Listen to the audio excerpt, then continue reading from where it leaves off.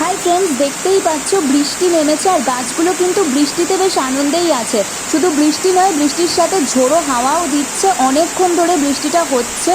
আর আমার যেহেতু ব্যালকনি, আর এই ব্যালকনির মধ্যেই কিন্তু গাছের যাবতীয় সব কিছু কাজ করতে হয়, তাই জন্য আমি করি কি, বৃষ্টির জলও একটু ধরে রাখার চেষ্টা করি।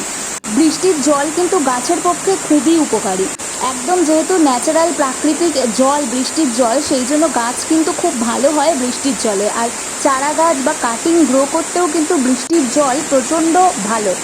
আমি ব্যালকনির বাইরে, যেখানে আমার এসির আউটডোর মেশিনটা আছে, সেখানে সমস্ত ফুড কন্টেনারের বাটিগুলো, আইসক্রিমের কৌটো বসিয়ে দিয়েছি। এইভাবেই কিন্তু জল ভরে ভরে বালতির মধ্যে ঢালছি।